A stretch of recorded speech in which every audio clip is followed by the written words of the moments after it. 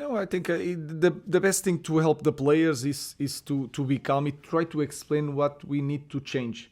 Then we will have time to be angry with them. I think, and I said that today, of course, we didn't play well. First half, we suffered a lot, but I felt some players tired, and when they are tired and trying, I have the responsibility to try to help them, sometimes to change them, and that is my part. So I came before the team because I had Antony and I wanted to explain the situation of Antony, what I need from Antony to go inside of the pitch. That was the only reason. Just on Antony, there's some speculation that he could leave on loan this month. Do you expect to keep him? Do you want to keep him?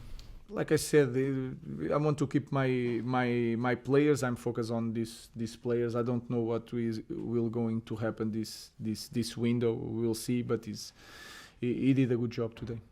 Rob. Hi Ruben. Because you've come in mid-season with no time to train, do you think this is going to be how it is until the summer now? Up, down, good performance, bad performance, until you can get to the summer and actually, have some time with it? Yeah, I think it's going to be hard until the end of the season. It's going to be a little bit at that roller coaster. Then depend of the time you have to train, and we are still in the cup, and we have UEFA games for Europa League. Then it's important also to focus on next Thursday to win and to try to be in that top 8. In that way, you can take 2 games from the schedule and have full weeks. So we are trying to do everything at the same time. So we had 7 trainings together in 14, 15 games. So it's really hard, but we have to continue and try to win it. Sometimes playing good, sometimes playing bad. We will try to win games.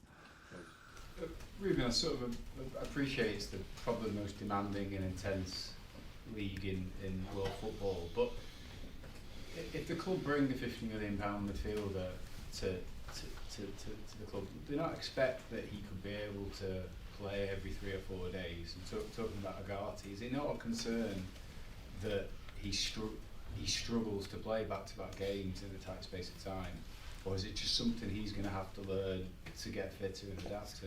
The players will get used to do that. I'm trying to be honest with you guys, and I talk about openly about the game, and you are focusing on what I said about Ugarte. Ugarte was tired because he did a great job against Liverpool, against Arsenal, and you see it. Maybe if you look at the game of Arsenal, maybe Ugarte and Bruno were the best players. Yeah, were the best players against Liverpool. They didn't play against Newcastle. I think that happened with all the players here in the Premier League. They can play, but they don't play the same way. It's an adaptation for. I think so. And also, it's also my fault, because if you lose the timing of the pressure, if I don't explain well, the pressure is always lost in that, and you feel it today. Mateus was with the number 7 was creating a lot of problems for Manu, because Manu was running against 2 guys. So it's more my fault than his fault. He's going to get used to play in 3 days. Ruben, just wondering, you're talking about the number of games that you've got coming up in a relatively short space of time. You also talked about hoping to keep certain players. Is it difficult to prepare for those games in the transfer window, not necessarily knowing who will still be here at the end of the month? No, of course we have some. They are players they are our players, so we have control on that. We decide on that. Sometimes it's harder for the players because they have some informations, and sometimes and you can feel it in every team in any summer. It's like that. So for me, it's harder to prepare the games when we lose. When we win, we can manage everything, expectations, bad mood for some players. So we'll prepare the game in the same way. I'm just focused on the next game. Ruben, is the lack of time at Carrington one of the reasons why you've struggled a little bit when it comes to set pieces? Because another goal from a corner today, is that something that you want to work on and get better on? Everything. But today it was it seems like a simple header. So sometimes you are in the moment that everything is against you, but then in the end things change. We manage to win, but of course we need to improve. We play against the best team maybe in the world with set pieces. We did a very good job, and like I explained to your colleague, that this season is going to be like that, and we have to improve in all the areas of our game. Last two, Pete and Fred. Hi Ruben. Are you concerned by Rasmus Højlund's lack of goals recently? There's no goals in 8 now. And not only that, he's not getting the goals, he's not really getting as many chances as he has.